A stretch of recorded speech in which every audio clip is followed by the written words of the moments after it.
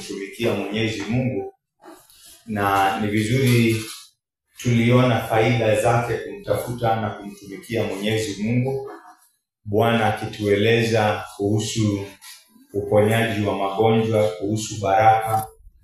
Bwana akitueleza kuhusu jinsi hata tupeana kwa mikono ya adui zetu. Bwana akitueleza kuhusu miguu yetu inavyobarikiwa kupeleka Injili. Bwana akitueleza tutakavyong'aa kama nyota katika ufalme wa Baba yetu, na baraka nyingine ambazo Bwana alituonyesha.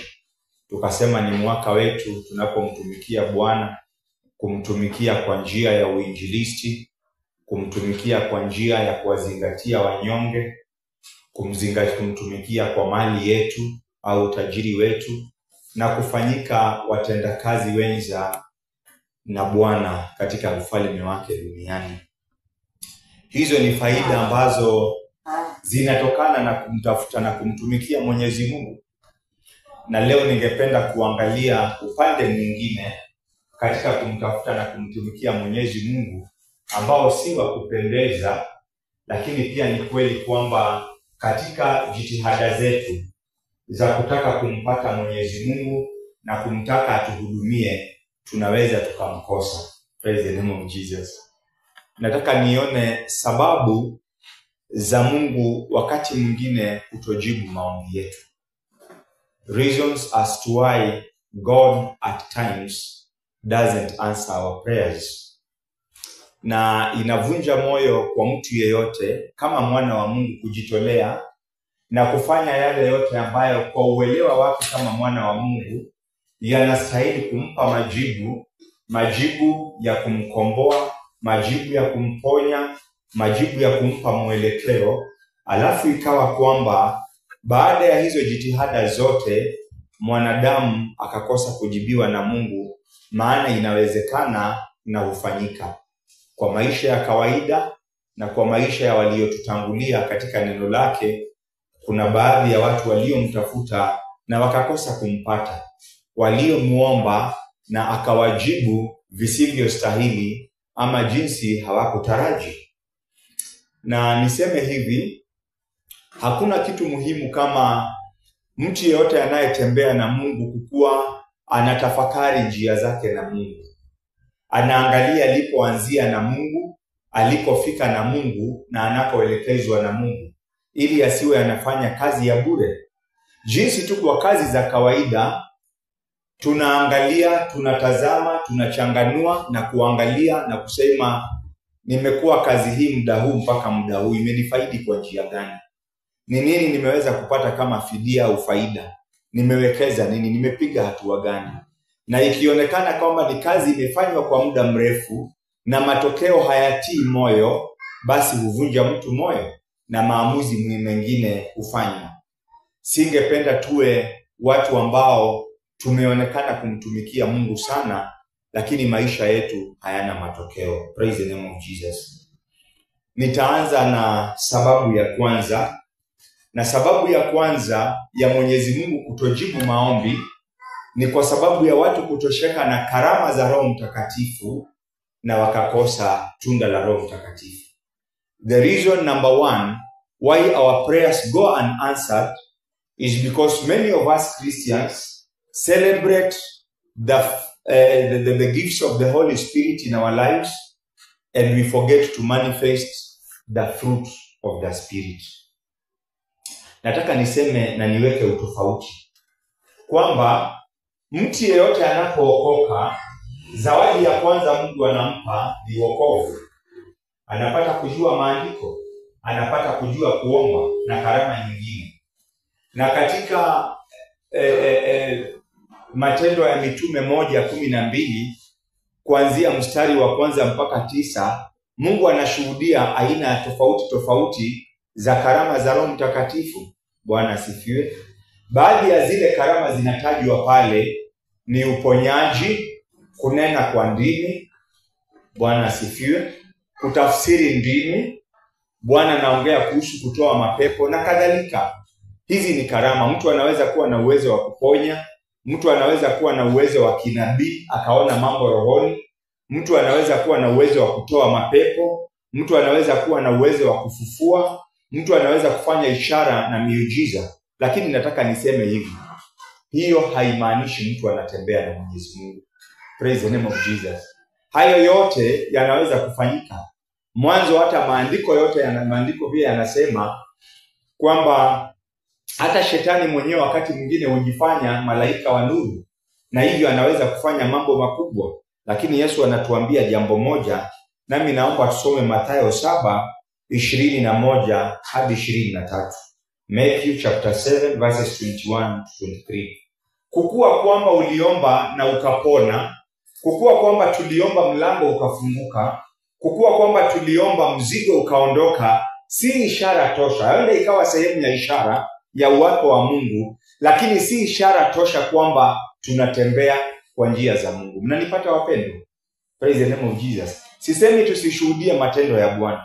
Sisemi tusifurahie na kumshukuru wakati anatenda mambo makuu. Lakini ni hatari sana kutosheka na matendo ya Bwana. Maana Bwana anafanya mambo kwa sababu alipanga ni mazuri yatufanyikie. Na anaweza kutufanyia hata tukiwa katika dhambi. Basi ukitosheka tu na milango inayofunguka, ukitosheka tu na maombi yanayojibiwa na ishara na miujiza, kupotoshwa kwako kunaweza kuwa kwepesi sana. Help me read. Mathayo 7:21 hadi 23. Si kila mtu aniambiaye Bwana Bwana atakayeingia katika ufalme wa mbinguni, bali ni yeye afanyaye mapenzi ya Baba yangu aliye mbinguni. Wengi wataniambia siku ile, Bwana Bwana, hatukutoa unabii kwa jina lako, na kwa jina lako kutoa pepo wachafu na kufanya miujiza mingi? Ndipo nitakapowaambia wazi, sikuwajua kamwe, ondokeni kwangu ninyi watenda maovu. Praise the name of Jesus. Hawa watu Yesu anasema si wote waniitao Bwana Bwana. Tumeokoka, tunamjua Mungu na tunamuita Bwana Bwana watakaoingia mbinguni, ila wale wafanyao mapenzi ya Baba. Alafu Yesu anawaambia siku ya mwisho pana wale wataniambia, tulitenda karama za Roho Mtakatifu. We manifested the gifts of the Holy Spirit. Tuliponya wagonjwa, tulitoa mapepo, tulifufua wafu, tulifanya mambo makubwa. Na atawajibu nini? Nataka tu lile jibu atakalowajibu. Sikuwajua kamwe, ondokeni kwangu ninyi watenda maovu. Ninyi watenda karama za Roho Mtakatifu ni utendaji maovu.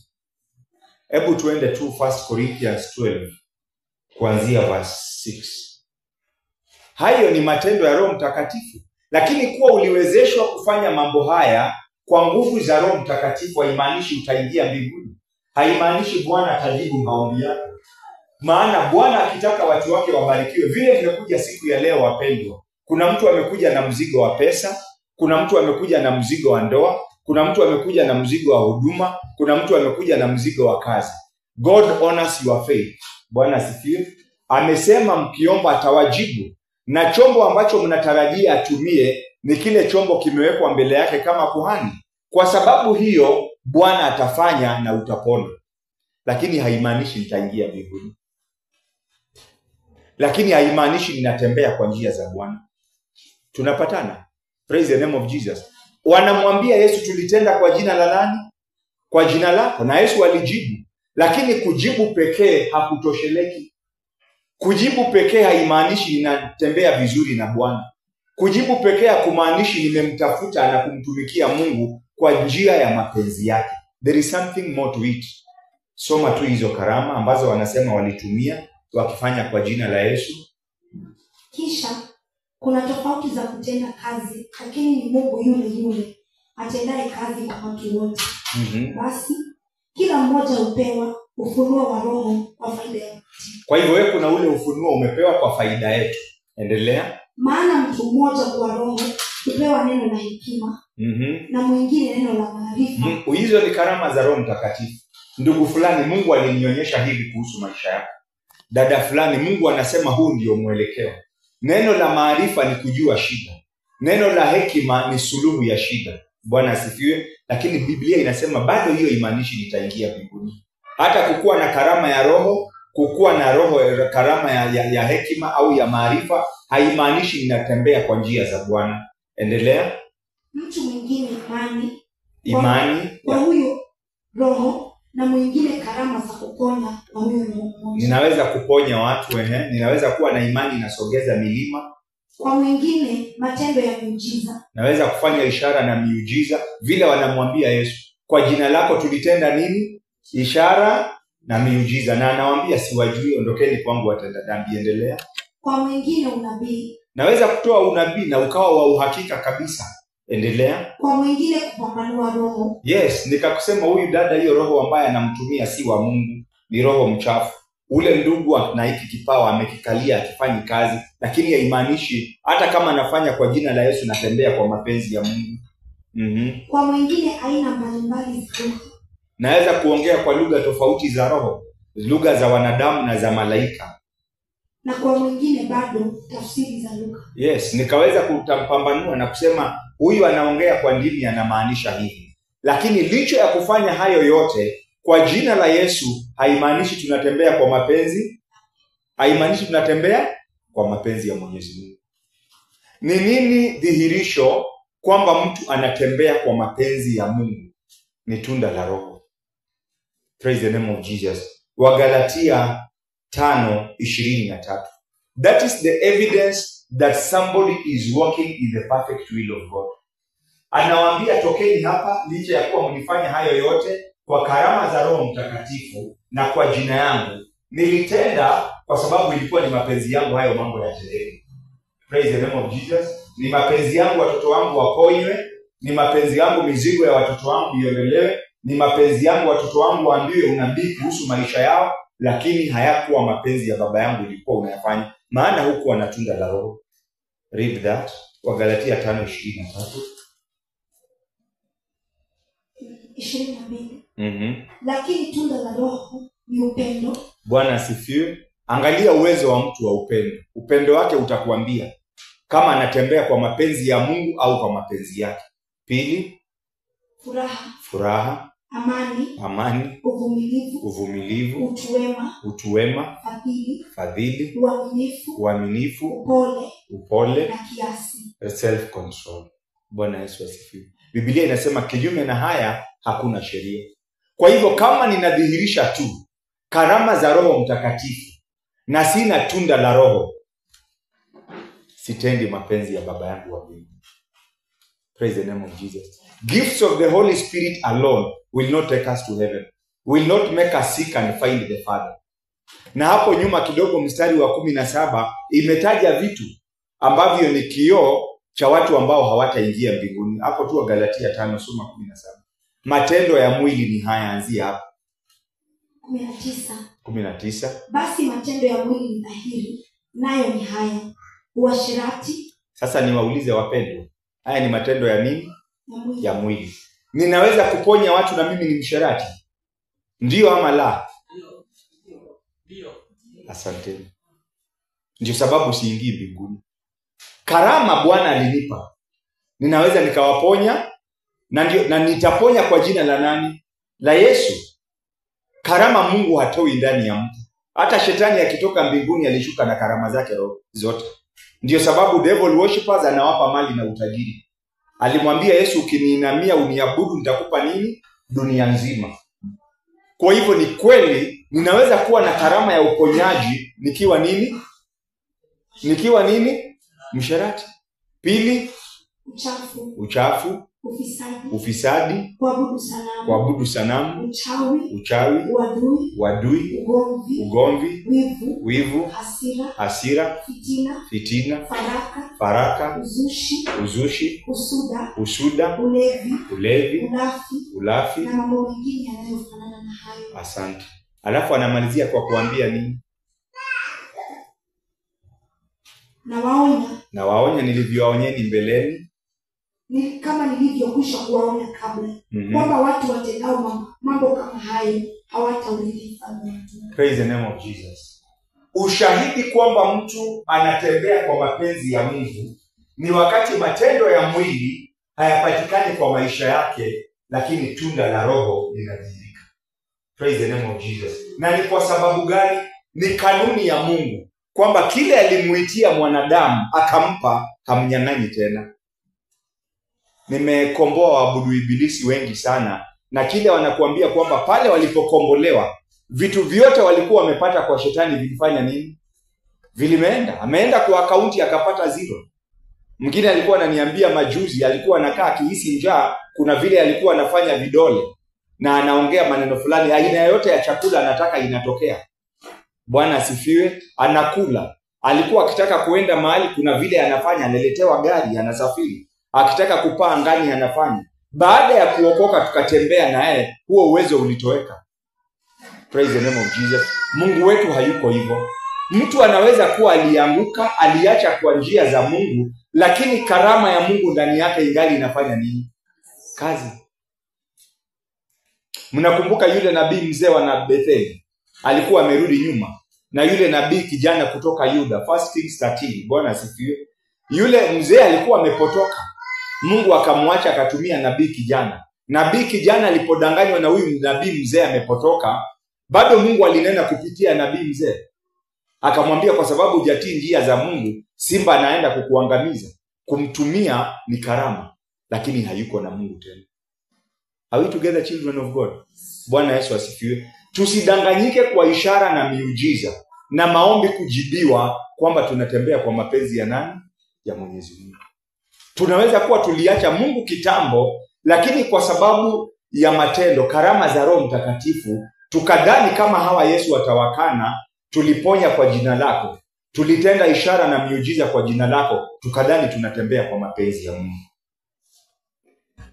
Naomba tusome Romans 11:29. Warumi 11:29. Mungu angemnyang'anya shetani uwezo wa kuimba.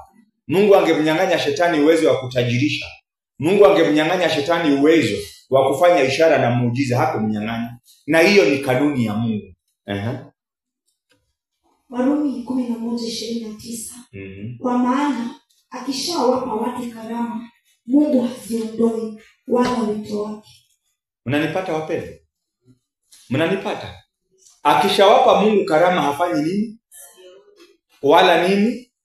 Wito wake. Kama alikuita kuwa mchungaji atakuacha tu, hata kama ulimwacha.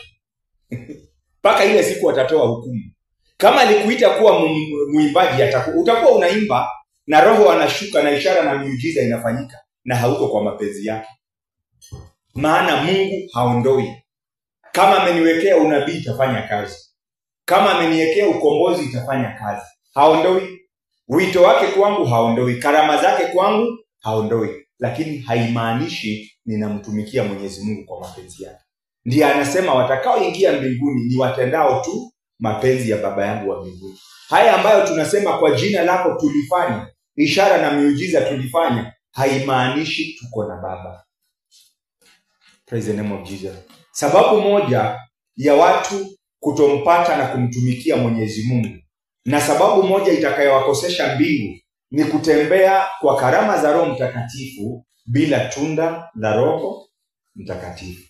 Sababu ya pili ambayo itawafanya wanadamu wengi wakose zawadi za kumtafuta na kumtumikia Mwenyezi Mungu ni dhambi.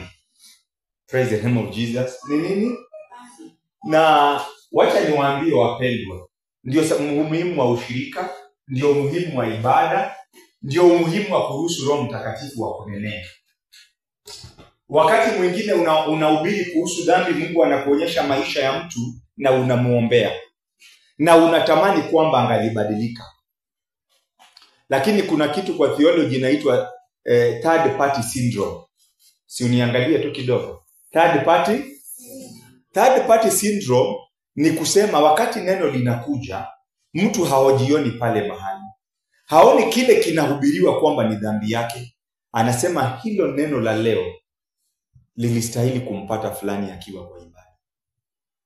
Praise the name of Jesus. Kama leo fulani na fulani hawajasikia hiyo, basi haitawabadilisha. Shetani amewafumba macho, hata neno likija mara nyingi sana hawalioni kama neno lao. Neno la utiifu litakuja, neno la unyenyekevu litakuja, neno la uaminifu litakuja, neno la kumtumikia Mungu litakuja, lakini siku zote yeye anapitisha, the arrow passes. Yeye anapitisha, yeye ni sideboard. Hii leo hii ni ya Silvia. Hii neno limetolewa leo ni ya Brian. Hili neno leo lilistahili limpate Juliana. Praise the name of Jesus. Kutoweza kufunguliwa macho na Roho Mtakatifu kuona dhambi. Wengi wetu tumebeba dhambi ambazo hatujawahi kutafakari na kuona kama nini dhambi. Kwa hivyo tunakaa na zile dhambi, hata neno likija na kuenda halitusaidii kubadilika. Na wajua Mungu anasema hivi. Anasema katika Isaia 59:1-2 kwamba masikio yake si mazito wala mkono wake si mfupi kuweza kusikia na kuokoa. Lakini nini kimetutenganisha na yeye? Dhambi zetu. And there are people in church like that.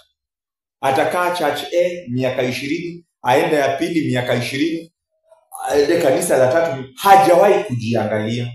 Hajawahi kuruhusu lile neno liwe kioo. Achukue aseme, nimehubirikiwa kuhusu matendo ya mwili. Hebu nifungue Biblia. Wagalatia 5:19. Niangalie hii orodha yote. Kila aina ya hii dhambi inanihusu kivipi? Dhambi kwao si kioo kwao. Dhambi kwao ni kioo kwa watu wengine. And such people live in the church in denial. Dhambi zinahubiriwa lakini wao kwao si wao. Hilo neno lilistahili lipate viongozi wa kanisa. Hilo neno lilistahili lipate mwalimu wa Sunday school.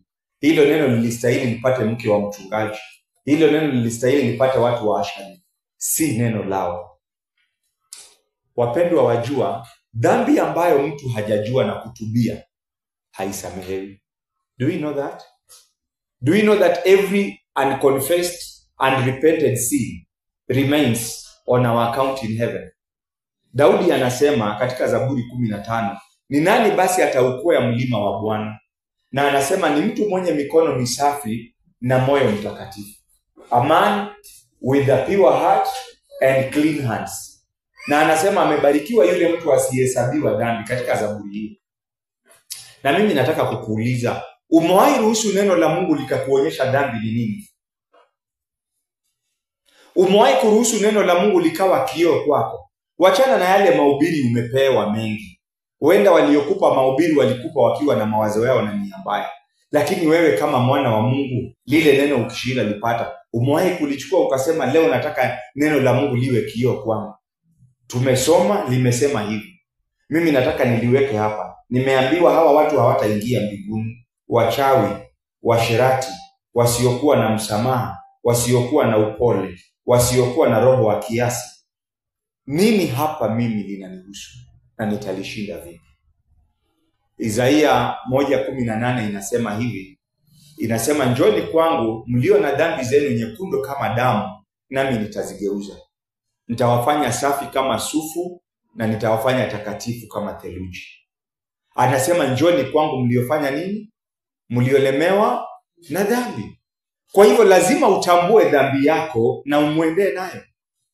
Bila kuitambua na kumpelekea, hana la kufanya licha ya kuwa Mungu. Come to me. Bwana asifiwe. Lazima umpelekee. Come to me ni wito, unaalikwa. Njoo kwangu. Si unisomee tu hicho kifungu cha kwanza. Njooni basi tuhojiane. Sema Bwana. Njooni basi. Njooni basi. Asema Bwana, tuzungumze. Kwa hivyo lazima umwalike Mungu kwa hali yako ya dhambi. Tuhojiane. Kuhojiane ni hali ya kuzungumzia hali. Bwana, nimelemewa na hii. Bwana, nataka kushinda hiki. Bwana, nataka kushinda kile. Na nitasema hivi wapendwa, jana usiku nilipopewa hili neno, nilionyeshwa mambo mengi sana. Nikataka kuomba, nikaumwa sana na kichwa, nikaomba kidogo nikalala. Nikaamka tena. Nikataka kuomba, nikaumwa tena na kichwa, nikaomba kidogo nikarudi kulala. Asubuhi nimefanywa hivyo hivyo. Kwa sababu ya yale Bwana anaonyesha. Watu ambao wameamua kuishi vile wanataka kuishi. Neno likija wanalitazama, linawagusa dakika 2, alafu wanarudi kwa njia zao wenyewe. Na Mungu ananiambia sifurahii haya mambo kwa maisha ya huyu mtu. Sifurahii haya mambo. Nataka nikuambie hivi, Bwana anasema nenda mhojiane. Praise the name of Jesus. Nenda mhojiane. Kaa na Bwana, kaa na neno lako. Jiulize, Bwana, neno lako linazungumza kuhusu masengenyo. Hili linanihusu nini? Bwana, neno lako limesema kuhusu kukutumikia na mali yangu. Hili linamaanisha nini kwangu mimi, wachana na kanisa na watu wengine? Bwana, neno lako limesema kuhusu mahusiano. Hili mimi linanihusu nini? Njoni kwangu tufanye nini? It is you to go to the Lord with your sin. Na uwezi kupelekea Bwana kile ambacho hujaona. Mimi nakuombea kwamba hautakuwa baadhi ya wale ambao watakaa kanisani wakingoja maombi ambayo hayafiki, maana umekataa kujihoji kuhusu dhambi zako na kuzipelekea Mungu. Praise the name of Jesus. Jambo la tatu linalotufanya tusipate majibu kutoka kwa Bwana ni maombezi ya kiburi. Praise the name of Jesus. Ni maombezi ya kiburi. Maombezi ya kiburi ni maombezi ya aina gani? Proud prayers. Ni vizuri kukoacha dhambi, ni vizuri kumkiri Bwana, na ni vizuri kutembea na Bwana. Lakini pia nataka nikukumbushe hivi. Ni vizuri ujue kwamba maombi yako yanapojibiwa si kwa ajili ya uzuri wako. Praise the name of Jesus.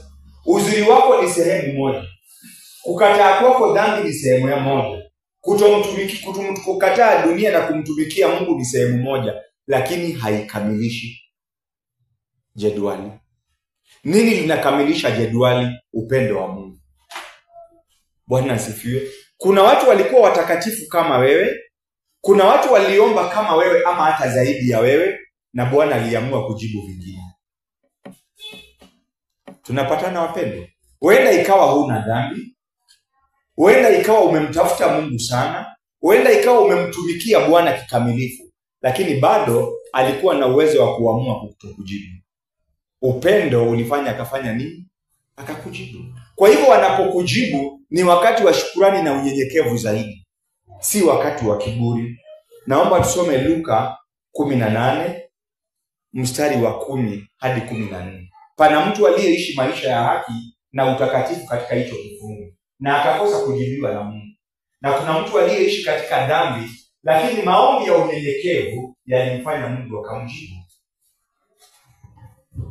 Luke 18:10-14. Watu wawili walikwenda hekaluni kusali. Mmoja wao alikuwa Farisayo na mwingine alikuwa mtoza ushuru.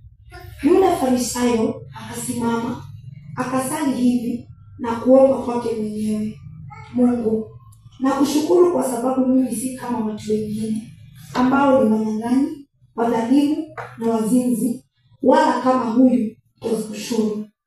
Mimi nafunga mara 2 kwa juma na natoa sehemu ya 10 ya mapato yangu. Lakini yule mtoza ushuru akasimama mbali, wala hakuthubutu hata kuinua uso wake kutazama mbinguni, bali alijipiga kifuani na kusema: Mungu, nihurumie, mimi ni mwenye dhambi. Nawaambia, huyu mtoza ushuru alirudi nyumbani akiwa amehesabiwa haki mbele za Mungu zaidi ya yule Farisayo. Kwa maana yeyote ajikwezaye atashushwa, na yeyote ajishushaye atakwezwa. Praise the name of Jesus. Baada ya kushinda dhambi, kitu kingine tunafaa kuchunga sana ni kiburi. Praise the name of Jesus. Huyu ni kweli Farisayo alikuwa anatenda haki. Nimewaeleza kuhusu umuhimu wa kufunga na kuomba. Anasema anafunga na kuomba mara ngapi kwa wiki? Mara 2. Anatoa fungu lake la 10. Yeye si mzinzi, yeye si msherati, yeye si mtenda dhambi kama yule mtoza ushuru. Naye mtoza ushuru alipeleka dhambi zake mbele za Mungu kwa moyo wa unyenyekevu. Akamwambia Mungu, mimi hata sistahili kuangalia mbingu. Akamwambia Mungu, mimi hata sistahili kukaribia madhabahu, nina dhambi nyingi. Akatubu, akajipiga kifua. Latin Vulgate inasema, alikuwa anasema kwa lugha yake, mea culpa, mea medisima culpa. Unisamehe kabisa, dhambi zangu ni nyingi. Biblia inasema kwa unyenyekevu wa moyo, si kutenda haki. Praise the name of Jesus. Kwa kuvunjika na kupondeka moyo, alienda nyumbani amehesabiwa haki. Naye huyu aliyenyimwa haki, tatizo ni nini? Kiburi. That's why we tell you, unapomtumikia Mungu iwe ni siri. Unapomtumikia Mungu iwe ni agano kati yako na nani? Na Mungu. Isiwe ni kwa sababu wanadamu wanafaa kuona. Isiwe ni kwa sababu wanadamu wanafaa kujua unajua sana kuomba. Isiwe ni kwa sababu wanadamu wanajua yale ambayo unayafanya. na aliyataja mbele ya Mwenyezi Mungu kwa kiburi. Kaambia Mungu, mimi si kama yule mtoza ushuru. Mimi siishi kwa dhambi. Najua neno lako nimelifuata. Ninafunga na kuomba mara 2 kwa juma. Natoa fungu ya kila faida unanipa. Lakini kitu tu kilimkosea na kikamnyima mbingu na utakatifu wa Mungu ni kitu kimoja, kiburi. Bwana Yesu asifiwe. Nataka nikupe mfano wa watakatifu wawili ambao waliuliwa licha ya kuwa watakatifu. Walikuwa watakatifu kutushinda kwa zile ishara na miujiza zilikuwa zinaonekana kwa maisha yao. Na Mungu akashuhudia ni kweli walikuwa watakatifu, lakini wote waliuawa wakiwa vijana wadogo. Bwana asifiwe. Matendo ya Mitume 7:56. Kwa hivyo Mungu anapokujibu, nyenyekea zaidi. Si kwa sababu ya matendo yako mema, ni kwa sababu ya upendo wake. Acts 7:56. Akasema, tazameni, naona mbingu zimefunguka na mwana wa Adamu amesimama upande wa kuume wa Mungu. Huyo alikuwa Stefano akifa. Anasema naona mbingu. Anytime unasoma neno la Mungu na unaona Yesu amesimama, unajua kuna jambo mbingu inafanya kuhusu maisha ya mtu duniani. Anafaa kukuwa ameketi. Mara nyingi tunamuona amesimama kwa Biblia ni pale hatua fulani inachukuliwa. Kama kwa mambo ya Yeshua akishtakiwa na shetani na kwingine. Hata hapa leo amesimama hajaketi. Huyu ni mtakatifu, anaona mbingu imefunguka, anaona Mungu, anaona Yesu, lakini anapigwa mawe na kufa. Praise the name of Jesus. Kwa hivyo wewe unapohifadhiwa kwa sababu ya utakatifu, si utakatifu peke yake. Kuna upendo wa Mungu na kusudi la Mungu kwa maisha yako. Therefore that calls for humility. Praise the name of Jesus. Wengi wetu hatujaona mbingu imefunguka kama Stefano. Hatujaona Yesu akisimama na kuzungumza. Hatujang'aa uso kwa ujazo wa Roho Mtakatifu kama Stefano. Hatujapata hekima na ukuu rohoni kama Stefano, lakini Mungu ameturuhusu tuishi. Stefano akiuliwa alikuwa kijana wa miaka 27. Praise the name of Jesus. Akaenda. Kwa hivyo sisi tunapoomba uhai na Bwana ametupa, hatujawa watakatifu zaidi yake, bali upendo wa Mungu umetukamilisha. Praise the name of Jesus. Revelation 2:30. Pride, kiburi. Nimeomba sana. Hawa watu wangekuwa naomba vile ningekuwa naomba, wangekuwa wamejibiwa. Wangalikuwa watakatifu kama mimi, wangekuwa wameinuliwa. Ninajua unakoishi ni kule ambako shetani ana kiti chake cha enzi. Lakini umenishika jina langu, wala hukuikana imani yako kwangu hata siku za shahidi wangu mwaminifu Antipa, ambaye aliuawa katika mji mkuu wenu. Asante. Huyu ambaye aliuliwa, Mungu anamuita nani? Shahidi wangu. Simseme na mimi wapenda.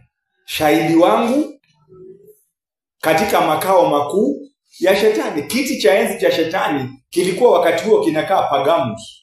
Vile sasa kimekaa Kitengela. Kitengela ndiye headquarters ya Eastern Central Africa ya maabudu ibilisi. Kama ujui wewe endelea kulala. Praise the name of Jesus. Mahali kama hapa headquarters ya shetani Antipa aliuliwa. Na Biblia inamuita shahidi wangu mtakatifu, mwaminifu. At what age was Antipas? 32. Alikuwa na miaka 32 akiuliwa. Kwa hivyo wewe unapoomba na kuhifadhiwa, unapoomba na kushinda si kwa sababu utakatifu wako umezidi wa Kristo wengine wote. Wengine wako mochari, wengine wako makaburini, wengine wamelemewa zaidi. Mungu akitazama na akiruhusu, lakini upendo wake umekufanyia. Kwa hivyo ni wakati wa unyenyekevu, sio kiburi. Praise the name of Jesus. Sababu ya 4 ya wana wa Mungu kanisani kutompata licha ya kumtafuta na kumtumikia ni ukosefu wa msamaha. Na nataka kuweka utofauti kidogo kati ya maridhiano na msamaha. Forgiveness is not necessarily reconciliation. Tunapatana. Kusamehe ni kujinyima haki yako ya kujilipizia kisasi. Are we together wapendwa? Kujinyima haki ya kujilipizia si kusahau. Mungu wako kupa akili ya wazimu usahau mambo. Si kusahau. Si kwamba utahisi uchungu unless kichwa chako hakifanyi vizuri. Ukikumbuka tendo baya ulilotenda utahisi uchungu. Na si hata kurudiana na huyo mtu muwe marafiki. La. Lakini kujinyima haki ya kujilipizia kisasi. Huo ndio msamaha. Maridhiano ni kuongea vile mtarudi tena kuwa marafiki, na hiyo si lazima. Maana kuna watu wengine ni waovu kiasi ya kutomithilika. Hata uwasamee mara ngapi, wakipata nafasi tena ya kukutenda uovu watakutenda. Kwa hivyo si kila mahali maridhiano yanayohitajika, lakini kile cha lazima kwako kama mtu wa Mungu ni nini? Msamaha. Ukikosa msamaha, maandiko yameweka wazi sana, maombi yetu mbinguni hayatajibiwa. Petro alimuuliza Yesu katika Mathayo 18:21, hatutasoma. Ni hadithi ndefu, inaenda 21 hadi 35. Lakini labda mistari hiyo miwili, Matthew 18:21 and 22. Petro anamuuliza Yesu, ni mara ngapi nafaa kumsamehe ndugu yangu? Na anamuuliza, je, mara 7? Na Yesu anamjibu, anamwambia, sisemi mara 7 bali 70 mara. In short, huwezi kuwa ukiweka rekodi ya yule mtu ambaye anakukosea uone imefika 490. Yesu alikuwa anamwambia ufai hata kukumbuka umemsamehe mara ngapi. Yesu asemi unafaa kuwa umerudiana naye kwa urafiki mara hiyo. Bwana asifiwe. Yesu asemi ufai kuwa unasikia uchungu mara hiyo. Anasema tu umfanye nini? Kila akikukosea usitake kulipiza kisasi. That is what forgiveness is. Kutotaka kulipiza kisasi. Na Yesu akaendelea kumpa mfano mrefu. Akasema pana mtu alikuwa amekopeshwa pesa nyingi, akasamehewa alipolia baada ya kutupwa korokoroni, akahurumiwa akasamehewa. Na mtu naye alikuwa anamdai, yeye alikuwa huyo aliyeachiliwa alikuwa anamdai mwingine pesa kidogo. Akaenda akamkabako, akamrusha gerezani mpaka alipe pesa zote. Watu waliposikia wakamwendea yule bwana wake, akamwambia, ule mtu umesamehe hapa, muda mfupi umepita, amemweka ndani mwenzake kwa pesa ndogo mpaka alipe zote. Yule mkubwa wake akamuita akamwambia, wewe si nimekusamehe na ulikuwa na pesa zangu nyingi sana, na wewe haukuwa na huruma kwa mwenzako, vile umemweka ndani mpaka alipe zote, na wewe nitakuweka ndani mpaka ulipe. Praise the name of Jesus. Kutosamehe kule ambako ningependa tusome ni Matthew 11:25. Pia inazungumza kuhusu msamehe. Sikutumi urudi kwa watu walitaka kukuua uwe marafiki. Sikutumi urudi kwa watu ambao walikupangia maovu Mungu akakuepusha muwe tena kikundi kimoja. Lakini nataka kukuambia, achilia ubaya wa kutaka kujilipizia kisasi, na uombe Mungu neema uweze kushinda huo uchungu wa madonda ambayo ulitiwa rohoni.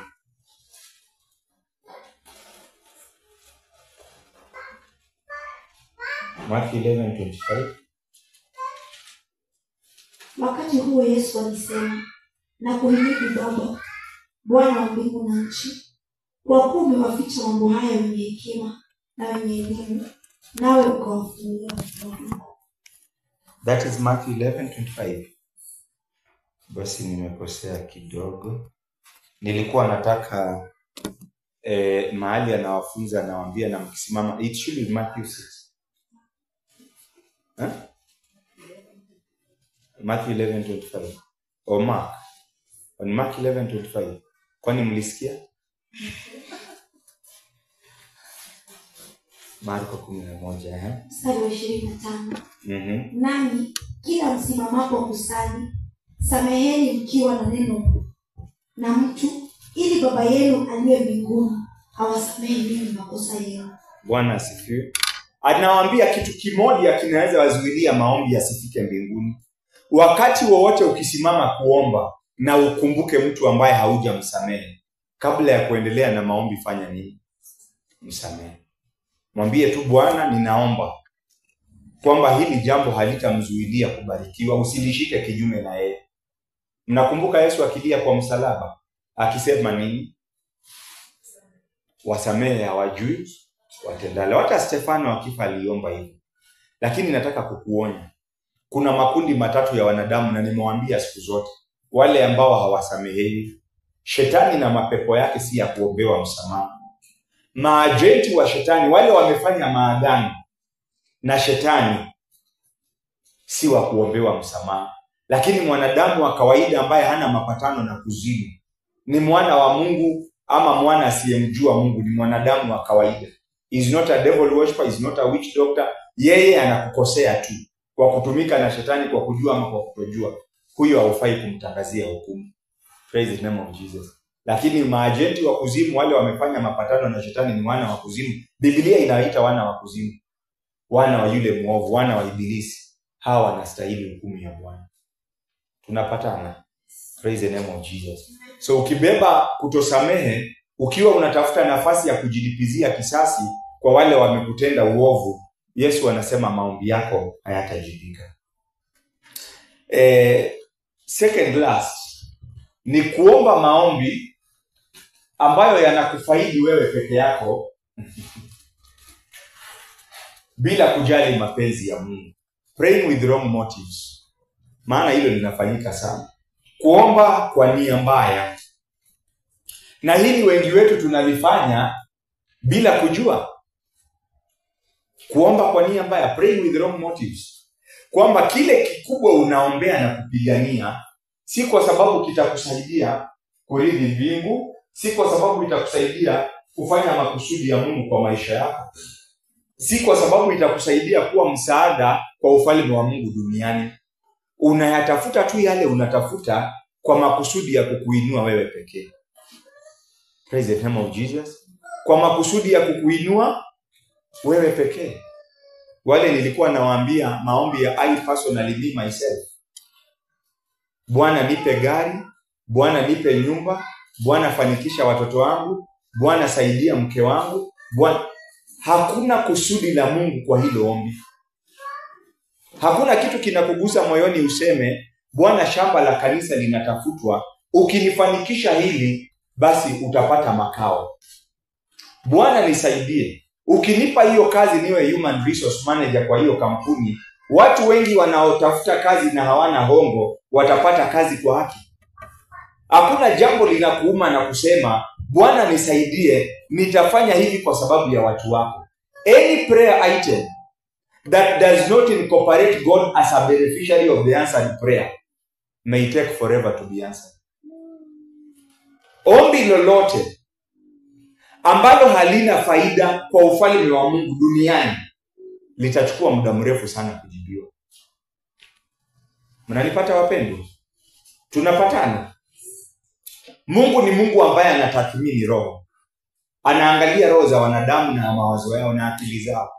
Kwa hivyo hata unapomwambia, Bwana naomba gari kubwa Prado, nisiwe na kwama kwa matope, niwe naenda huduma hata kukinyesha. Hiyo ni kinywa imesema. Kabla ya kujibu anaenda wapi? Moyoni. Praise the name of Jesus. Anaenda wapi?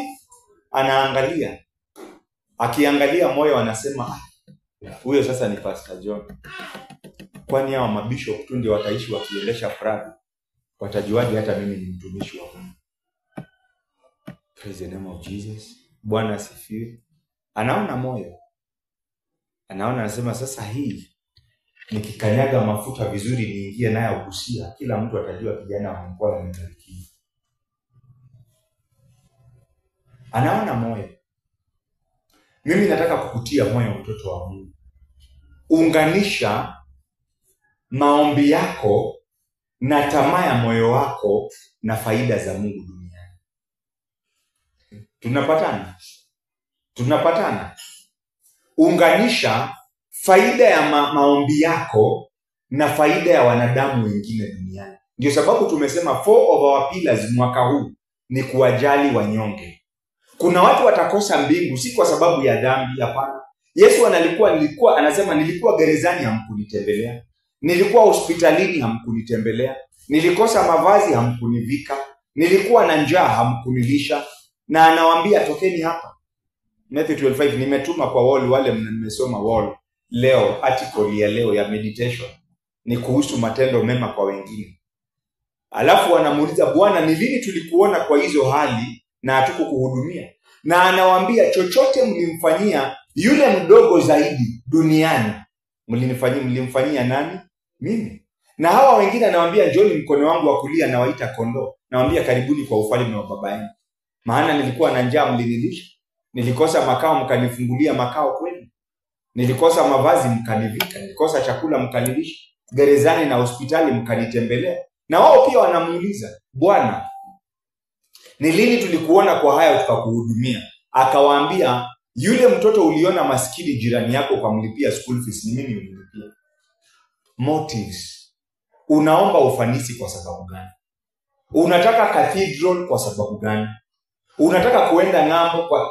How does God stand to be a beneficiary? Bwana Yesu asifiwe. Mungu anafaidikia nini majibu ya maombi yako? Kama ni I personally me myself, utaomba kwa muda mrefu sana. Naomba unapopanga mambo yako, jiulize naye ufalme wa Mungu unafaidika nini? Wasiojiweza wanafaidika nini? Kanisa la Bwana duniani linafaidika nini? James 4 verse 3. Yakobo 4:3.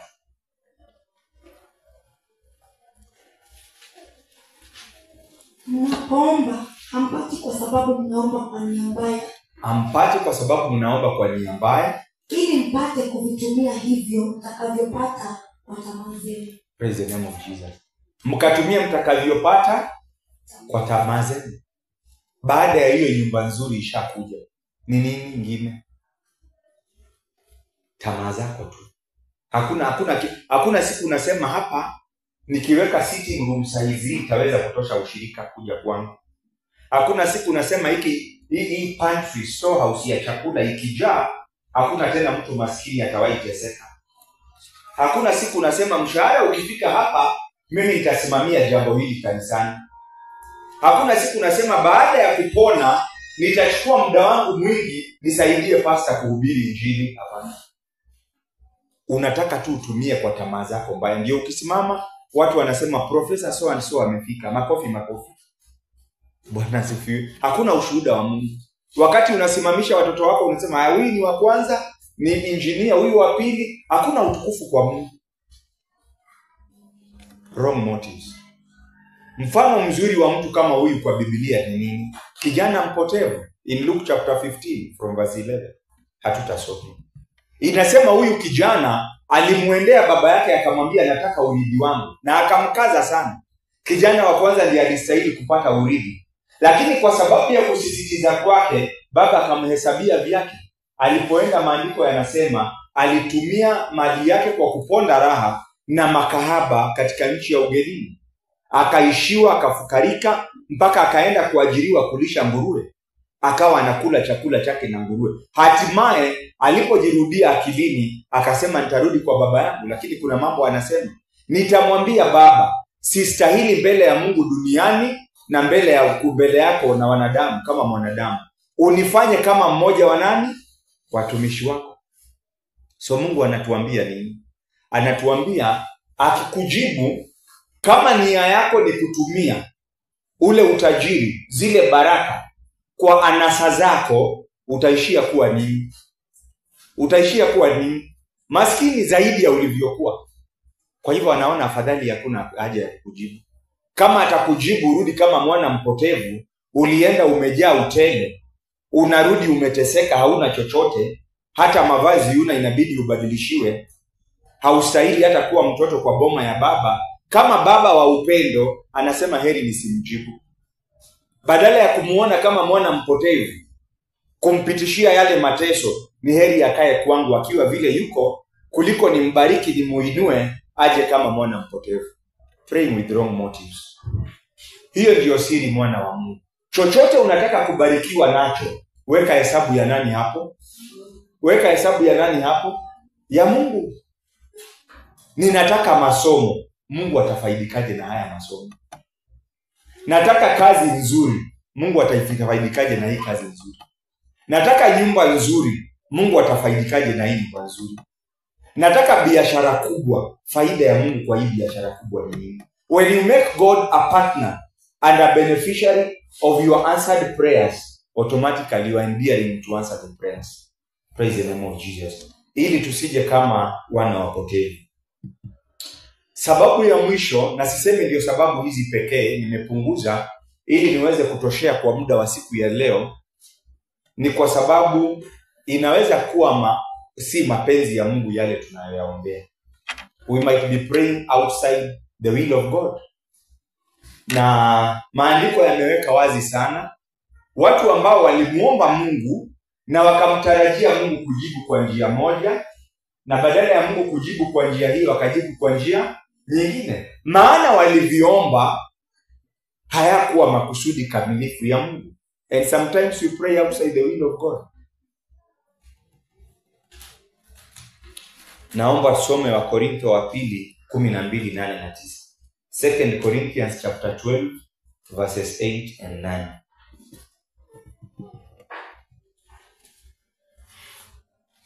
Kwa habari ya jambo hili, nilimsihi Bwana mara 3 aniondolee mwiba.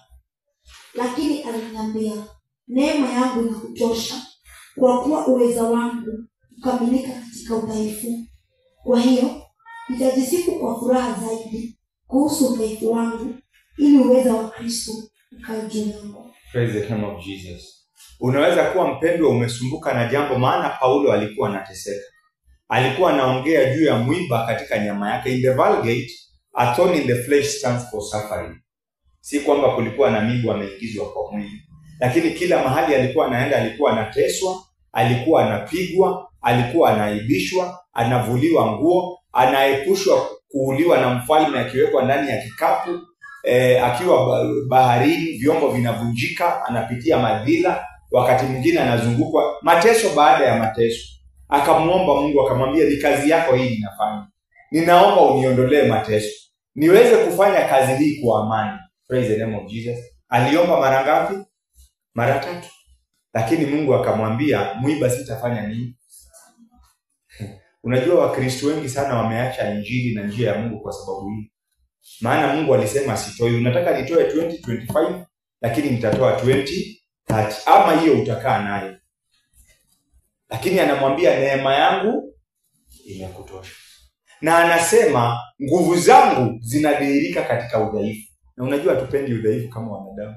Kuna mtu anataka kuhesabiwa pamoja na maskini, pamoja na wagonjwa, pamoja na watu wamekataliwa, pamoja na watu wanapitia shida aina hii. Lakini Mungu anamwambia neema yangu itafanya nini? In other words, kusudi langu la maisha yako ni muhimu zaidi ya kile unapitia. Nataka upitie hayo. Unapigwa mawe, unaacha ni kama umekufa. Dakika ijayo hauna hata kidonda, unaenda kuhubiri. Ndio watu waone utukufu wangu. Unashangaa, na siu tumemwacha pale soko, amefunikwa na mawe kama kaburi, amekufa. Yuko hapa tena anahubiri, amepona vipi? Huyu si alipigwa fimbo 40 kasoro 1 mara 3, angali anaishi? Ilimpendeza Mungu. Have you ever discovered your thorn in the flesh? Wewe umewahi kujua mwiba ambao umewekwa ndani ya nyama yako? Maana tukiomba mwaka mmoja, miaka 2, 3 tunasema Mungu si mwaminifu. Na mimi nataka kukuuliza, kama ni mwiba, hakuna mchungaji atakuombea utoke. Hakuna kiasi ya maombi itatoa. Unahitaji tu kujua neema ya Bwana itafanya nini? Neema ya Bwana itafanya nini? Inaenda, hautashindwa na hiyo hali. Unaweza kuugua na usife, Bwana anakuponya. Unaweza kuwa unapigwa vita na ikuzuili kupiga hatua. Mungu anasema katika Isaia 55 mstari wa 8 na 9, anasema njia yangu sio njia yenu, mawazo yangu sio mawazo yenu. Kwa hivyo kila tukiomba tukumbuke kuna yale Bwana anajua zaidi yetu. Kuna yale Bwana anaona kwa maisha yetu yeye tusiyoyaona sisi. Kuna yale mambo Bwana anajua vizuri, akikupa kufanikisha hayatakusaidia. Njia zake si zetu, mawazo yetu si yake. Anaangalia, anaona wewe unatafuta kazi hii, lakini anajua kuna kilio baada ya miaka 2. Badala ya hiyo anafunga mlango, baada ya miaka 2 anafungua njia nyingine. There is something he knows better than we do. There is what he sees that we don't see. Njia yake si njia yetu, mawazo yetu sio mawazo yake. We make decisions from a point of what we know. But there is a lot more that should inform our decisions that we don't know about. Hivyo ndivyo Bwana yuko. Kwa hivyo akamwangalia Paulo akasema neema tu itakutosha. Na mimi nakuombea hata wakati umeomba na umetafuta na imeshindikana, usikate tamaa kwa Bwana. Yeye anajua ile neema ataiachilia ikusaidie kwa hiyo hali. Praise the name of the Lord Jesus. Ningependa kutumia 2 case studies, mifano miwili ya watu ambao walitembea kwa karibu sana na Mungu lakini wakakosa makusudi ya Mungu. Licha ya kuwa si tu wa Kristo bali ni viongozi wa Kristo. Na tuangalie sababu na tujifunze jambo kwao siku ya leo. Watu hawa walikuwa ndugu wawili wa kuzaliwa nyumba moja, baba mmoja, mama mmoja, na pia walikuwa viongozi mashuhuri wa taifa la Israeli, kuwatoa utumwani wakiwapeleka Kanaani. Lakini kuna tukio moja, kwa matukio mengi, kwa yale ambayo walipitia, wakakosa kumpata Bwana kwa njia fulani ya maisha yao. Na mimi ningependa tujifunze kidogo kutoka kwao. Musa alikuwa aongoze Israeli kutoka Misri wafike wapi? Kanaani. Alifika ama hakufika? Na kuna mahali anamuomba Mungu na Mungu anamwambia, hili hata sitaki kusikia tena. Wacha tuzungumze mambo mengine yote, lakini si habari zako kuingia wapi? Kanaani. Mkifikishana hapo na Mungu. Tulikuwa tunaangalia siku ile vile Mungu alimwambia Samuel last Wednesday, akimlilia kuhusu nani? Sauli. Mungu akamwambia, usinililie tena mambo ya Sauli. That is a close chapter. Nimemalizana na hiyo.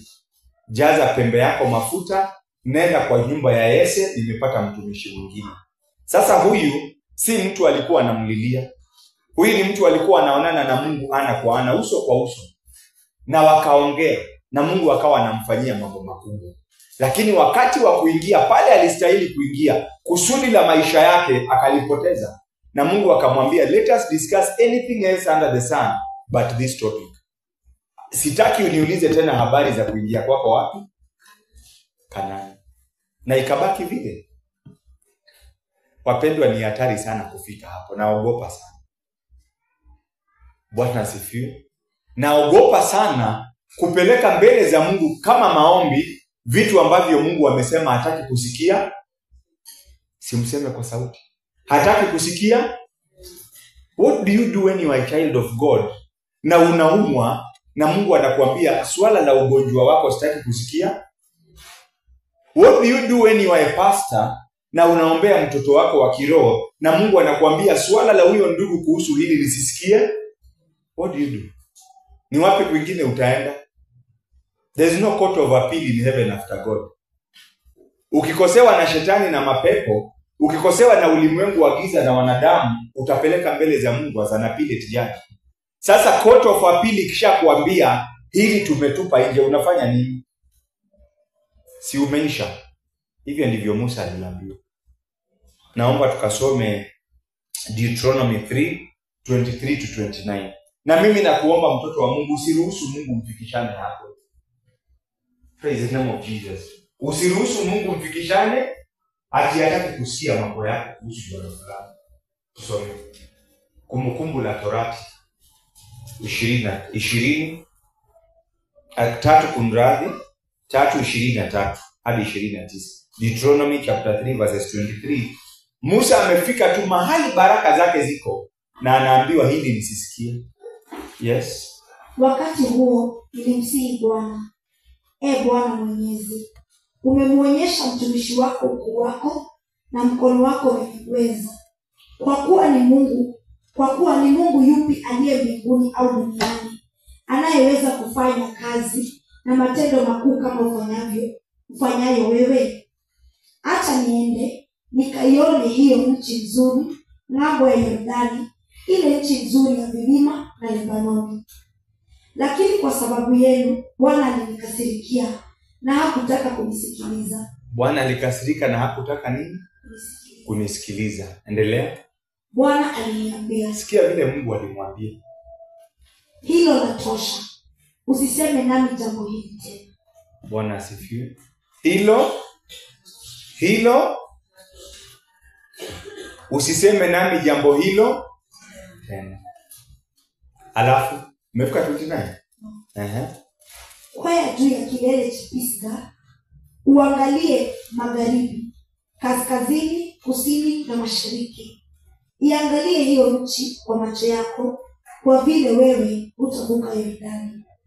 Lakini muagize Yoshua, mtie moyo na mtie nguvu, kwa kuwa yeye atawaongoza watu hawa hadi ng'ambo kuwaridhisha nchi utakayoiona. Hebu sikia mpendwa, ni Mungu kukuambia John, wewe 2025 ndio mwisho wako ya kuongoza Kristo.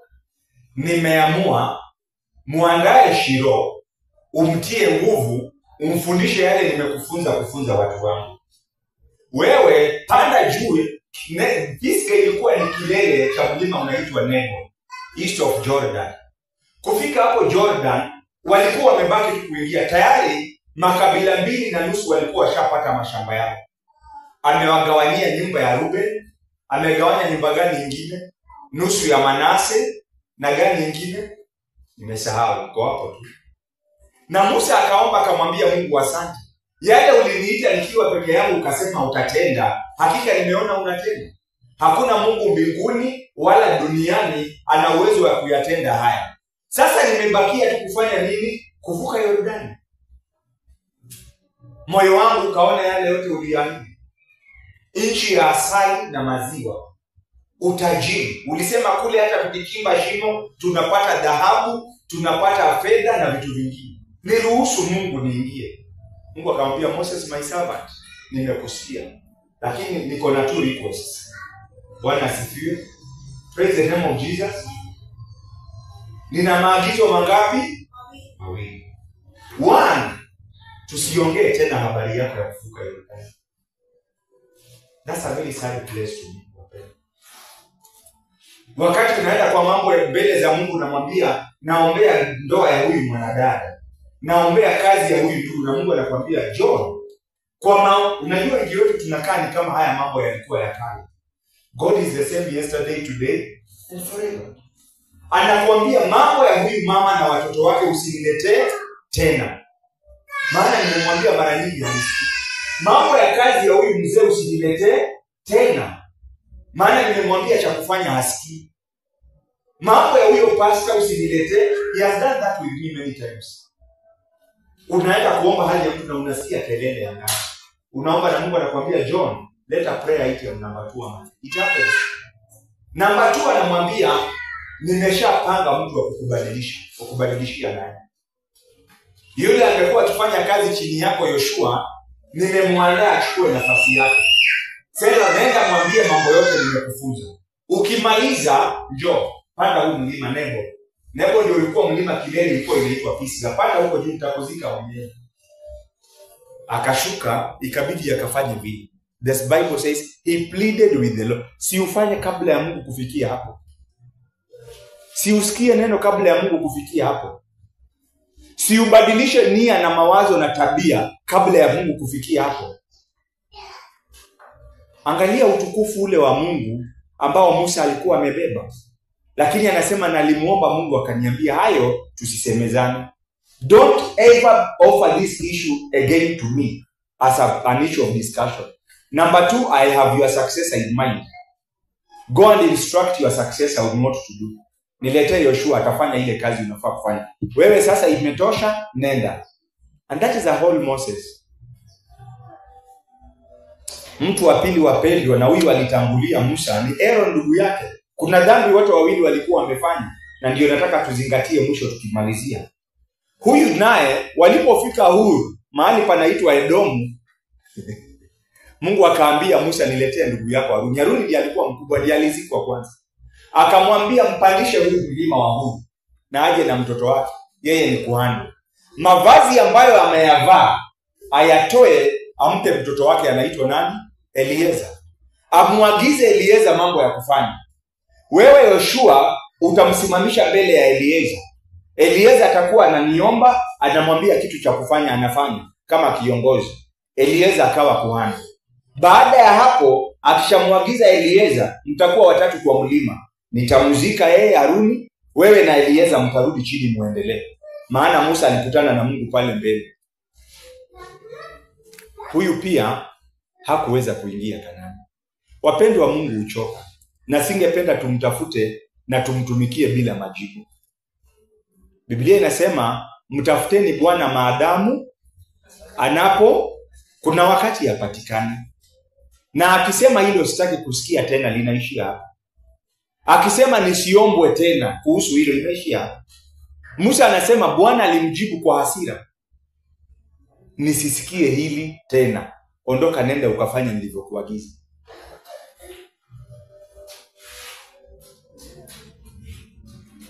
Numbers 20:22-29.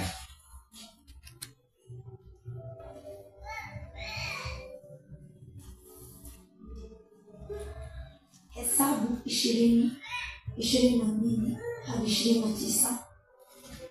Jumuiya yote ya Kiisraeli ikaondoka kutoka Kadeshi, wakafika kwenye mlima Hori. Kwenye mlima Hori, karibu na mpaka wa Edomu, Bwana akamwambia Musa na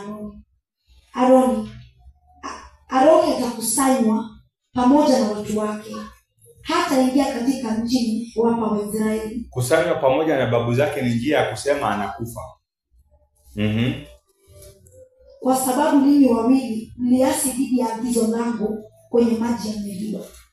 Watwae Aroni na Eleazari wanawe na uwapandishe juu katika mlima wa Hori. Mvue Aroni mavazi yake na umvike Eleazari mwanawe, kwa maana Aroni atakusanywa pamoja na watu wake, atakufa huko. Musa akafanya kama Bwana alivyomwagiza, wakapanda mlima Hori mbele ya macho ya jumuiya yote ya Kiisraeli. Musa akamvua Aroni mavazi yake na kumvika mwanawe Eleazari mavazi hayo, naye Aroni akafia pale juu ya mlima. Kisha Musa na Eleazari wakateremka kutoka mlimani. Jumuiya yote ilipofahamu kwamba Aroni alikufa, jamaa yote ya Kiisraeli wakamwomboleza kwa siku 30. Bwana asifiwe. Baba aliamua akasema, mnakumbuka dhambi mliyofanya kwenye maji ya Meriba. Na nataka tuangalie hili wapendwa. Nini ilikuwa imeifanyika? Waisraeli walikuwa wamesafiri wakafika mahali panaitwa Meriba. Wakapata mto unaitwa Mara. Pale wakawa wanakunywa yale maji yakawa chungu. Na wakamlaani sana Musa na Haruni. Haruni na Musa wakaenda kwenye hema la mkutano na Mungu. Mungu akawapa maagizo ya kitu cha kufanya. Vile anatupa maagizo kila siku kwa neno lake. Lakini wakati wa kutekeleza maagizo hayo, Musa na Haruni hawakutekeleza vile Mungu alitaka. Na nilianza kwa kuambia, kutembea kwa karama za Roho Mtakatifu haimaanishi unafanya mapenzi ya Mungu. Walifanya kinyume na mapenzi ya Mungu, lakini bado Mungu alijibu. Bwana asifiwe. Mungu alijibu na maji yakatoka na watu wakanywa na wakaona ni sawa tumefanya. Lakini Mungu aliweka rekodi akasema, hii ya leo imewakosesha hatima zenu. Akanyamaza tu. Walipofika Edomu akampandisha Huri mlima, akamwambia huyu wapiti hapa. Akampa successor, mtu wa kuchukua nafasi yake Eleazari. Walipofika pia Nebo akamwambia na wewe Musa haupiti hapa, panda juu ya Pisga. Hauingini na kukupeleka. How many of us are sitting in the church today with such judgments on our heads? Maana Bwana alituagiza, hatukufanya. Lakini kwa sababu muujiza ulitokea wa maji, safari ikaendelea, tunaona ni sawa tu. Nothing has happened. Ni sawa tu. Hatujui Mungu ameweka rekodi na amesema this one, hii haitapita. I'll judge. Na mngoja mmoja Huri na namngoja mwingine Pisga. Walikuwa wamefanya nini kwa hiki kilio cha maji? Hesabu 20 mstari wa 5 hadi 13. Numbers chapter 20 verses 5 to 13. Nataka uangalie kwa makini maagizo Mungu anayoyatoa na vile hawa wawili wanatekeleza hayo maagizo. Kwa nini mmetupandisha kutoka Misri mpaka mahali hapa pa kutisha? Hapa hakuna nafaka wala tini, zabibu au makomamanga. Wala hapa hakuna maji ya kunywa. Musa na Aroni wakaondoka pale kwenye kusanyiko. Hawa ni watu wananungunika, wameenda kulilia Mungu. Mpaka kwenye mlango wa hema la kukutania, na kuanguka kifudifudi, na utukufu wa Bwana ukawatokea. Bwana akamwambia Musa, chukua ile fimbo, na wewe na ndugu yako Aroni mkusanye kusanyiko pamoja. Nena na ule mwamba mbele ya macho yao, nao utatoa maji yake. Utatoa maji kutoka huo mwamba kwa ajili ya jumuiya, ili wao na mifugo yao waweze kunywa. Musa ameambiwa na Haruni wafanye nini yule mwamba? Wauneongeleshe, waunenee mwamba. Maana mwamba ni Yesu. Endelea. Kwa hiyo Musa akaichukua hiyo fimbo kutoka pale alipokuwa mbele za Bwana kama alivyomwagiza. Musa na Aroni wakakusanya kusanyiko pamoja mbele ya huo mwamba. Naye Musa akamwambia, sikilizeni enyi waasi. Je, ni lazima tuwatoleeni maji kutoka mwamba huu? Asante mpendwa, tulia kidogo. Ni lazima? Nani anatoa maji? Mungu ama Musa na Haruni? Ukikosa hapo utakosa ile hoja ambayo unajaribu wewe ushike. Wakiongea na Waisraeli wanasema lazima nani awatoe maji? Tua ni akina nani? Ni Mungu au ni Musa na Haruni? Hapo ndio waliachania na Mungu. Maombi ya kiburi. Lazima tuwatoleeni. It is me and my spiritual gifts, not God. Ni mimi John na uwezo wangu wa kiroho kukuletea uponyaji. Kukupa, si lazima Mungu awatoleeni maji. Mungu alikuwa amewaambia neneni na mwamba utawatolea hawa watu. Wangewaambia watu hivi. Mungu lazima nyinyi watu kwa kilio na kulaani Mungu kuwatoa na kuwaleta hapa. Lazima Mungu awatoleeni maji kwa huu mwamba ndio muamini. Lakini walisema lazima tuwatoleeni maji. Kwa hivyo ni yeye na Haruni wanawatolea Waisraeli maji. Hilo ni kosa la kwanza. Lazima tuwatoleeni maji. Endelea. Kutoka mwamba huu 11. Ndipo Musa akainua mkono wake na kuupiga mwamba mara mbili kwa fimbo yake. Maji yakavunjika, nayo jumuiya na mifugo yao wakanywa. Wapendwa, inawezekana mimi kufufua wafu nikiwa msherati? Nilianza kwa kuwauliza hivi. Inawezekana? Imewezekana Musa kutoa maji kwenye mwamba akiwa anatenda dhambi? Imewezekana Musa kutumia karama ya Roho Mtakatifu akiwa nje ya mapenzi ya Mungu? Maji yametoka. Mungu amependezwa. Ikamalizia hatima yake hapo. Hiyo siku ndipo walipomalizana na Mungu. Alikuwa amefanya dhambi ya kwanza kwa hasira, akaangusha zile sheria, akapiga chini. Mungu akamwambia rudi, akamsaidia, akaandika tena. Hii ya pili hakufanikiwa. Mungu alisema hautapita Pisga na Haruni hautapita Uru. Nini ilifanyika? Lakini Bwana akamwambia Musa na Haruni, kwa sababu hamkuniamini mimi. Hamkuniamini mimi, mlijiamini nyinyi kiasi cha kuniheshimu kama mtakatifu machoni kwa Waisraeli, hamtaingiza jumuiya hii katika nchi ninayowapa. Asante. Lakini maji yalifanya nini? Yalitoka. Wapendwa, kuwa maji yanatoka si ishara tuko na Mungu. Kukuwa maji yanatoka si ishara Mungu anapendezwa na sisi. Na wengi tumekaa hivyo. Ishara na miujiza inafanyika na tunachukulia kwamba Mungu anatufurahia. Kuna kitu Yesu akifunza baadaye anawaambia Waisraeli, si Musa alikuwa anafanya hayo mambo, ni baba yangu alikuwa anafanya. Hiyo ni ishara na miujiza yote mliona. Na mimi nataka kuambia leo, sisi ni vyombo. Anaweza kututumia hata katika dhambi. Anaweza kututumia hata katika kiburi. Anaweza kututumia hata katika kutotii.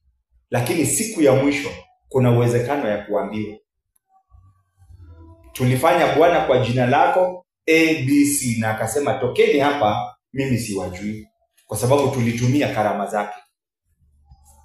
Lakini hatukutaka mapenzi yake makamilifu. John 6:32.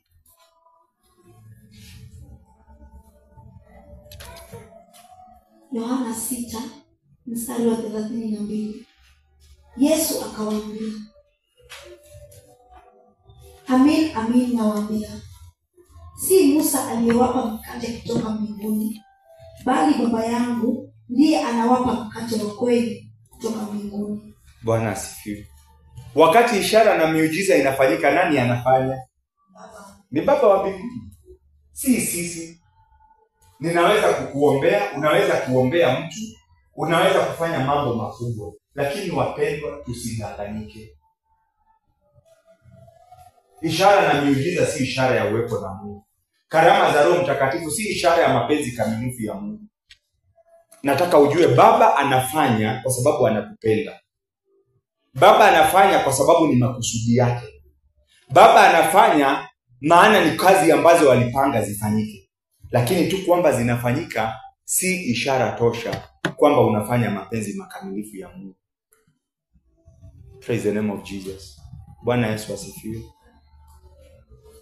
Mimi naomba kwamba kukua kwako hapa kumtafuta na kumtumikia Mwenyezi Mungu hakutakuwa bure. Hutaomba Bwana aone mwana mpotevu aseme kwa sababu ya nia mbaya wacha nisimpe. Hutaomba Bwana akaona kukosa msamaha akasema huyu sitampa. Naomba kwamba hutaomba na ikawa tu ni ishara na miujiza kwa sababu ya karama ambayo Mungu hamnyang'anyi mwanadamu hata akiwa kwenye dhambi, bali kwa sababu ya tunda la Roho ndani yake. Naomba hutaomba na Mungu akaona mfarisayo, mtu ambaye anakuja na kiburi mbele zake, ni kwa sababu ya kutoa, kwa sababu ya kufunga, ni kwa sababu ya kuomba. Bwana ataona unyenyekevu hata kwa yale ambayo anafanya.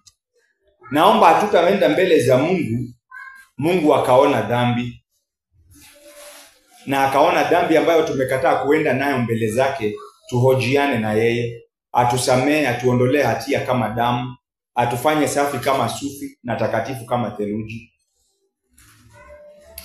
Naomba kwamba siku ya leo maombi yote ambayo tunayafanya tutaona pia faida ya Mungu katika zile kazi. Praise the name of Jesus. Na kusema Bwana akinibariki kwa njia hii nitakuwa na msaada huu kwa ufalme wake duniani. Na naomba pia kwamba tutajua kwamba wakati mwingine tunaweza kuomba kinyume na mapenzi ya nani? Ya Mungu. Na akatuambia muiba sitatoa, neema yangu itakutosha, na tuweze kuvumilia kwa wakati huo. Soma tu tena Yohana 6:32.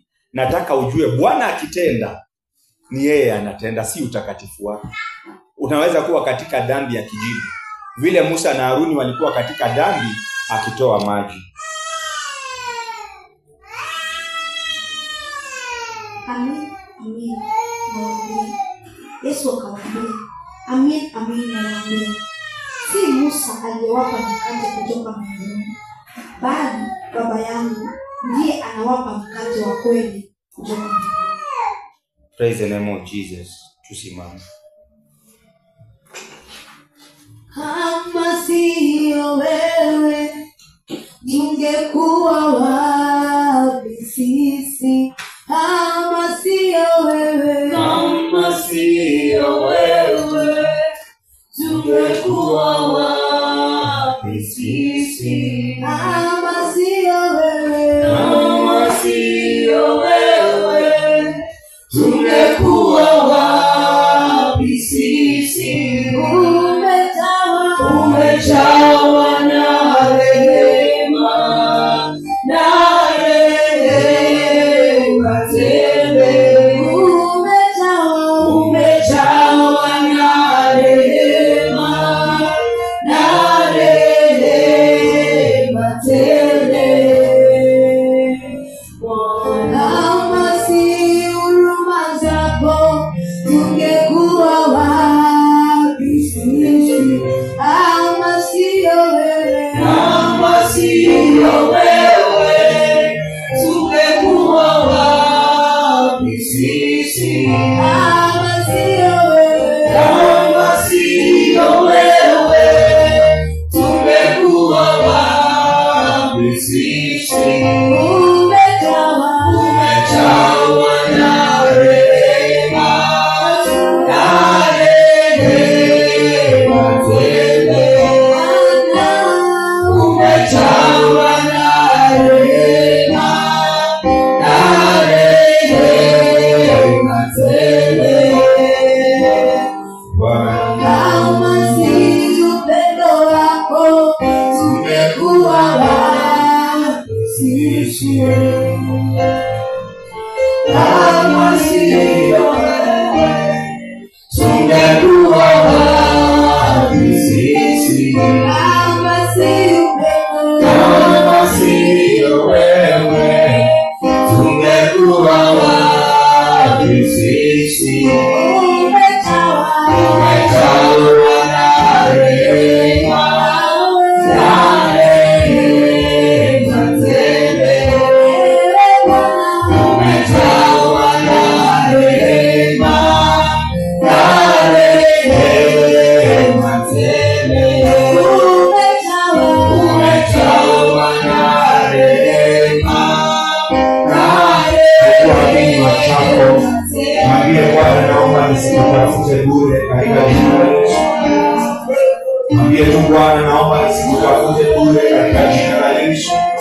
Mwambie Bwana, naomba neema ya kuona dhambi zangu. Naomba Bwana neema ya kuona dhambi zangu, uwezo wa kuona makosa yangu, uwezo wa kuona udhaifu wangu katika jina la Yesu Kristo. Bwana, unasema moyo wako sio mzito, ukakosa masikio yako si mazito, ukakosa kusikia maombi yetu. Unasema mkono wako sio mfupi, ukakosa Bwana kutatua matatizo yetu, lakini dhambi zetu zimetutenganisha nayo. Unatualika tuje tuhojiane naye kuhusu dhambi zetu. Naomba Baba unifungue macho katika jina la Yesu, nikaone dhambi ya mawazo yangu, nikaone dhambi ya fikra zangu, nikaone dhambi ya matendo yangu, nikaone dhambi ya njia zangu katika jina la Yesu. Mwambie Bwana, natamani kuona si dhambi za watu, bali dhambi zangu mimi mwenyewe katika jina la Yesu Kristo. Isiwe ninakuomba na nimeyafanya masikio yako kuwa mazito kwa dhambi zangu. Isiwe ninakuomba na nimefanya mkono wako kuwa mfupi kwa dhambi zangu katika jina la Yesu Kristo. Nionyeshe dhambi zangu, mawazo yangu yasiwe ya kiungu, fikra zangu zisizo za kiungu. Bwana, ninaomba nionyeshe katika jina la Yesu. Bali ninaishi kwa matendo ya mwili, Baba, katika jina la Yesu naomba unionyeshe. Bali ninatembea kwa njia zangu nikifikiri ninafanya ishara na miujiza na ni dhambi ninaishi kwazo, naomba Baba unisamehe katika jina la Yesu. Naomba niwe na uwezo wa kuleta dhambi zangu mbele zako kwa mahojiano katika jina la Yesu. Sitaona neno lako likizungumzia watu wengine, sitaona neno lako likiwaelekea watu wengine, nitaona kama ukosoaji. Neno lako liwe kioo kwangu katika jina la Yesu, ninapolala na ninapoamka. Baba, ninaomba kwa jina la Yesu, nisaidie kuona dhambi zangu, nisaidie kuleta dhambi zangu mbele zako kwa mahojiano katika jina la Yesu Kristo. Mwambie Bwana akusamehe pale haujawasamehe watu. Mwambie Bwana, nipe neema ya kuwasamehe wanadamu. Siombi maridhiano na wao walionitesa na kunitia uchungu. Siombi mapatano kwa wale wanaozidi kunipatia mabaya. Baba, ninaomba tu katika jina la Yesu, moyo wa kutotaka kulipiza kisasi, moyo wa kuwatakia ubaya in the name of Jesus.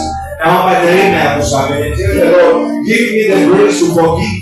Maandiko yametuambia tuendapo mbele za Bwana kwa maombi na tukumbuke kuna mtu yeyote ambaye hatujasamehe, basi Baba mfalme wa mbingu na nchi anatuambia tuweze kusamehe kwanza. Tell the Lord, I ask for the grace to forgive in the mighty name of Jesus. Sitatafuta nafasi ya kulipiza kisasi, sitatafuta nafasi ya kuwapitishia uchungu walionitia uchungu katika jina la Yesu. The grace to forgive, the grace to let go in the name of Jesus.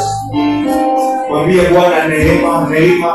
Kila mwiba ambao umeamua nibebe, kila mwiba ambao umeamua hautautoa kwa sasa, ama Bwana utautoa wakati ujao, naomba neema katika jina la Yesu. Umesema kwa neno lako, katika udhaifu wangu nguvu zako zitadhihirika. Wacha nguvu zako zidhihirike, wacha neema yako itoshe katika jina la Yesu. Kila hali ya mwiba ambayo ninaipitia na nimekuita na nimekuomba Baba Mungu wa mbingu na nchi, katika jina la Yesu naomba Baba neema yako ikatoshe, nguvu zako zikadhihirike katika udhaifu wangu in the mighty name of Jesus.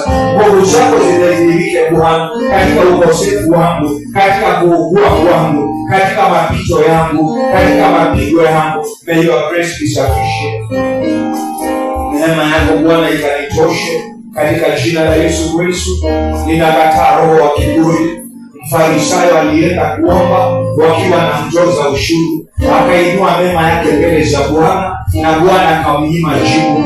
Bwana akamhesabia hatia, licha ya kwanza kwamba alikuwa mtakatifu, alikuwa anaomba na kufunga mara 2 kwa wiki, alikuwa anajizuia na dhambi, alikuwa anatoa fungu lake la 10 kwa uaminifu, lakini kiburi lilimnyima msamaha, lakini kiburi lilimnyima mapenzi ya Bwana. Mwambie Bwana katika jina la Yesu, unaponijibu nisaidie kujua ni mapenzi yako, unaponijibu nisaidie kujua ni upendo.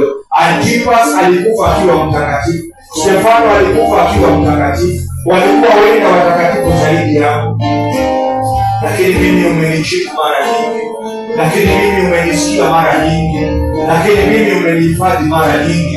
Baba, ni mapenzi yako, Baba ni upendo wako, Baba ni msamaha wako. Nakataa kiburi, sitakuja mbele yako na matendo yako mazuri katika jina la Yesu. Nitakuja kukuabudu na moyo uliovunjika na kupondeka mbele zako. Ni kwa ajili ya upendo wako nimefanikiwa, ni kwa ajili ya upendo wako nimejibiwa, ni kwa ajili ya makusudi yako mazuri juu ya maisha yangu nimefanikiwa. Ili niondolee kiburi in the mighty name of Jesus. Niondolee kiburi. Sasa mlilie Bwana, mwambie Bwana isifike mahali hatuwezi kuzungumza. Ninakuomba kwa jina la Yesu, isifike mahali hatuwezi kuzungumza. Isifike mahali uniambie ondoka mbele zangu, nimemalizana na wewe. Isifike mahali ukaniambia makusudi ya maisha yako yanaishia hapa, hautaingia. Oh God have mercy. Oh God have mercy in the name of Jesus. Usituambie tena tusizungumzie swala hili. Usituambie Bwana mambo ya afya ili tusiongee tena. Isifike mahali ukasema umemalizana na sisi, hatuingii Yordani, hatuingii Kanaani. Isifike mahali umechoka na majina yetu kutajwa mbele zako kama vile ulichoka na jina la Sauli. Isifike mahali Baba, Mungu, ukatuambia umetubadilishia, ukatuambia umeandaa Joshua badala yetu, ukatuambia Baba umeandaa Eliezari kwa ajili yetu, na hutaki kusikia tena. Baba usichoke nasi. Wewe inua sauti zako mbele za Mungu, mwambie Bwana usichoke nasi. Ninaomba Baba yangu, licha ya kusimama na kuanguka mara kadhaa, usichoke nami katika jina la Yesu. Usichoke na huduma hii Baba, usichoke na hawa watu wako Baba. Yule Iskariote ulipochoka naye, ulileta Mathias akabadilisha, ulileta Yoshua akabadilisha Musa, ulileta Eliezari akabadilisha Bwana, akachukua nafasi ya Haruni. Na ukasema hutaki mazungumzo, ukasema kwa ukali hilo lisitajwe tena mbele zako, ukasema kwa makasiriko hutaki kusikia hayo. Baba hurumia watu wako. Tunaomba tukutafutako Bwana tukupate. Tunaomba ishara na miujiza haitatudanganya tukakosa kuona dhambi na udhaifu. Oh God Almighty, wacha tukajue hata unapotenda ni wewe Baba wa mbinguni unayetupa maana, sio Musa. Yesu akasema na wao akawaambia, sio Musa aliyewapa mkate wa uzima, sio Musa aliyepasua bahari, sio Yoshua aliyepasua Yordani. Baba yangu wa mbinguni aliwapa. Wacha tukajue leo tunapoomba kuhusu magonjwa na yanaondoka, wacha isiwe sisi, wacha tukajue leo tunapoomba na mbingu inafunguka, wacha tukajue si wachungaji wala kanisa wala ushirika, bali ni wewe. Tunapoomba Baba na unatuokoa na hali ngumu, wacha tukajue sio Musa anayetupa. Ni Baba wa mbinguni, wengine ni vyombo tu, unaweza kutubadilisha. Wengine ni wanadamu tu, unaweza kuwapa wengine nafasi yao. Oh God Almighty, in the name of Jesus, we pray that you will not replace us against your will in the name of Jesus. Mwambie Bwana nafasi uliyoniumbia kwa ndoa, kanisani, kwa huduma, kwa biashara, kikazi, naomba hautanibadilisha. Just tell the Lord, do not replace me, Lord.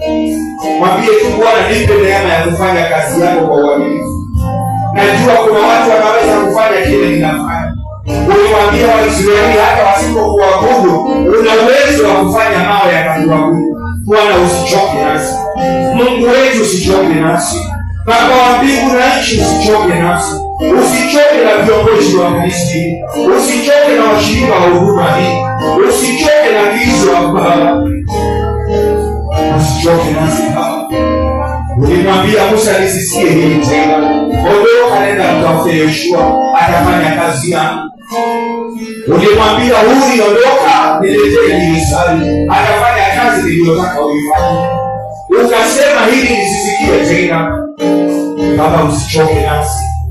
Matendo yako kati yetu yasitudanganye tukafikirie tunafanya mapenzi yako. Ukasema watakuambia Bwana Bwana siku ya mwisho tulifanya hili kwa jina lako, tulifanya lile kwa jina lako, tulifufua wafu, tuliponya wagonjwa, tuliondoa mapepo kwa jina lako. Na ukawaambia tokeni hapa siwajui enyi wenye dhambi. Maana waliona tu ishara na miujiza, waliona tu karama za Roho Mtakatifu, hawakutaka kujua mapenzi yako. Musa na Haruni katika dhambi wakayaleta maji, watu wakanywa, lakini Bwana hatima yao ikawa imeishia pale. Tusaidie Bwana, ishara na miujiza isitudanganye, majibu ya maombi yasitudanganye, kupatikana kanisani kusitudanganye. Tusaidie kuyajua mapenzi yako, tusaidie kuyatenda mapenzi yako, tusaidie kutimiza kusudi lako. Mwambie Bwana usichoke nami. Nakupa tu dakika moja mtoto wangu. Hakuna jambo baya zaidi duniani kama Mungu kuchoka na mwanadamu. Kama Mungu kusema hapa hautapita, kama Mungu kusema pale hautaingia, kama Mungu kusema hilo jina usilitajie tena, kama Mungu kusema hilo jambo tusizungumze tena. Mwambie Bwana usichoke nami. Bwana usichoke nami. Bwana usichoke nami. Usichoke na huduma yangu, usichoke na nyumba yangu, usichoke na watoto wangu wa kiroho na wa kimwili, usichoke na huduma hii. Usichoke Baba na mji wa Kitengela tunakuomba. Usichoke Baba na taifa la Kenya tunakuilia. Usichoke na kanisa lako ulimwenguni. Tungependa kujadili nawe zaidi kuhusu haya. In the mighty name of Jesus. In the name of the Lord Jesus. Usichoke na watu wako. Usichoke na ibada za Jumatano. Usichoke na ibada za Jumapili. Usichoke na mikesha yetu. Usichoke na matoleo yetu. Usichoke na mikutano yetu. Usichoke na mikakati yetu. Usichoke Baba na hali zetu. Wacha tuzungumze mara tena. Wacha dhambi zetu Bwana tuziweke mbele yako Baba, zikiwa nyekundu kama damu. Utusafishe tuwe weupe kama theluji na safi kama sufu katika jina la Yesu. Tusidanganywe na ishara na miujiza, tukasahau Bwana matendo ya Roho, tukasahau Baba mfalme wa mbingu na nchi tunda la Roho. Tujaze upendo, tujaze furaha, amani, uvumilivu, roho wa kiasi, Bwana, katika jina la Yesu Kristo. Matendo ya mwili yasipatikane kwetu, matendo ya mwili yasipatikane kwa fikra zetu, matendo ya mwili yasipatikane kwa jamii zetu, matendo ya mwili yasipatikane kwa huduma hii, matendo ya mwili yasipatikane kwa watu wako. Usichoke nasi Bwana Mungu wa mbingu, isiwe kukutafuta na kukutumikia siku zote za maisha yetu duniani ni kazi bure. Wacha ukapatikane Baba, wacha ukapatikane Mungu wetu, wacha ukapatikane. Kama mtakatifu kama Musa na Haruni wanaweza kukosa makusudi yako kwa sababu ya ishara na miujiza, walikosa kujua maji kupatikana si mapenzi yako tu. Ulitaka wanyenyekee, ulitaka Waisraeli wajue ni wewe umetoa maji, si wao. Ulitaka wazungumze na mwamba aliye Yesu Kristo, si fimbo na kumpiga. Kuna kwingi tumefanya kama Musa, na kwa sababu ya maji kutoka tukakosa kujua tumekosea. Tunaomba Baba tusifike Pisga kwa jina la Yesu, tuingize Kanaani. Tunaomba Baba tusifike Huri kwa jina la Yesu, tuingize Kanaani. Makusudi yako kwa maisha yetu yatimie. Umbali unapotaka tufike Bwana tukafike. In the name of Jesus. In the name of Jesus. Unaweza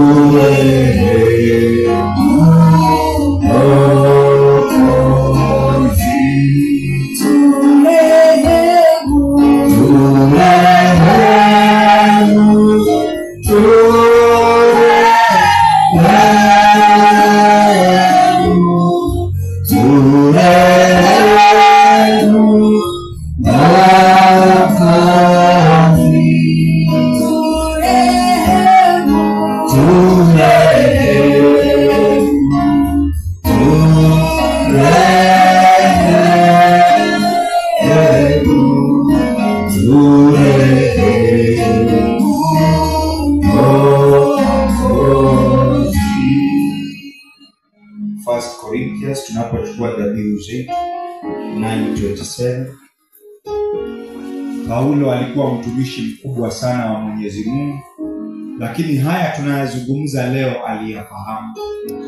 Alijua kwamba kukuwa mtume, kukuwa mwinjilisti, kukuwa mhubiri, kukuwa mtumishi wa Mungu sio ishara ya kufanya mapenzi ya Mungu. Na hakutaka kumtafuta na kumtumikia Mungu bure, akaikosa mbingu na baraka za Mungu. Na kuna jambo anatuambia hapa, na nataka tunapotoa dhabihu zetu, kabla ya kumtolea Mungu mwambie wacha ikupendeze. Wacha Bwana iwe maagano mimi na wewe, kwamba sitakutafuta bure nikose kukupata, sitakutumikia bure nikose kukupata. La, bali na utesa mwili wangu na kuutumikisha, ili nikisha kuwahubiria wengine mimi nisiwe mtu wa kukataliwa. Nikiisha wahudumia wengine nisiwe mtu kukataliwa. Hiyo inamaanisha maisha yako duniani ukimtumikia Mungu ulifanya kazi nzuri. Kuamka kwako kuhubiri alivyokuwa anahubiri, utoaji wake, kujinyima na kupatikana mbele za Mungu, bidii yote, inamaanisha itakuwa ni bure. Alimtafuta na kumtumikia Mungu bure. Akamwambia natiisha na kunyenyekeza mwili wangu ufanye mapenzi ya Mungu, ili nisije nikawaingisha wengine mbinguni, nikawaunganisha na baraka za Mungu, mimi mwenyewe nikakataliwa. Ukiambiwa na Mungu hapa hautaingia, pale hautavuka, hilo jambo sitaki kusikia tena. Chukua tu dhabihu yako, inua mbele za Mungu. Ndiye Bwana, naomba kwa unyenyekevu, kama mtoza ushuru mwenye dhambi, unirehemu. Isije huduma yangu kwako iwe ya kazi bure. Isije kukutafuta kwangu Bwana iwe kwa kazi bure. Isije nimekutumikia kwa kazi bure. Isiwe ishara na miujiza inafanyika Bwana kwa mikono yangu iwe ni kazi bure. Nisije nikawa mtu wa kukataliwa. Mungu akamkataa Musa, akamwambia ondoka sasa kwa hasira. Hilo jambo nisisikie tena. Hautavuka Yordani. Nimekubadilisha nafasi yako na Yoshua. Mungu akamkataa Haruni, akamwambia sitaki tena, utapita hodi. Unamalizikia hapa, niletee Eleazari achukue nafasi yako. Paulo akasema nisije nikawaingiza wengine kwa baraka na mapenzi ya Mungu, mimi nikawa mtu wa kukataliwa. Baba, nakuomba nisikataliwe. Naomba nyumba yangu isikataliwe. Watoto wangu hawa wa kiroho na wa kimwili wasikataliwe. Huduma zetu kwako zisikataliwe. Kristo akina maono uliopanda mji wa Kitengela yasikataliwe. Kazi ya mikono yetu Baba isikataliwe. Tusidanganywe na ishara na miujiza tukafikiri tunafanya mapenzi yako. Utuambie siku ya mwisho mimi siwajui, tukisema tuliyatenda mambo makuu kwa jina lako. Tuliponya vipofu, tuliinua wafu, tulitoa mapepo, wagonjwa tuliwapoza. Ukatuambia ondokeni kwangu watenda dhambi siwajui. Baba, tunaomba tu utuhurumie. Baba, tunaomba tu huduma yetu ipokelewe kwako. Baba, tunaomba tu masuala ya maisha yetu ukakubali tujadili nawe. Dhambi zetu kubali tuhojiane nawe. Utusafishe Baba, utusamehe. Tunakataa kukataliwa na wewe katika jina la Yesu. Tunakataa huduma hii kukataliwa na wewe kwa jina la Yesu. Kwa unyenyekevu mwingi, kama mtoza ushuru, tunasema hatustahili. Hata wakati unatujibu, hautujibu kwa sababu tumekupendelea. Kuna watakatifu walikufa wakikutumikia. Unatujibu kwa sababu ni makusudi yako. Sio Musa anayetupa chakula cha uzima, ni wewe Baba wa mbinguni. Watumishi ni vyombo tu, lakini tunaomba tusikataliwe Baba. Mwambie tu Mungu tusikataliwe. Mwambie Bwana nyumba yako isikataliwe. Mwambie Bwana ukoo wako usikataliwe. Mwambie Bwana kazi ya mikono yako isikataliwe. Mwambie Bwana kusudi lake juu ya maisha yako lisikatizwe, kwa maana amekukataa, maana anawakataa watu.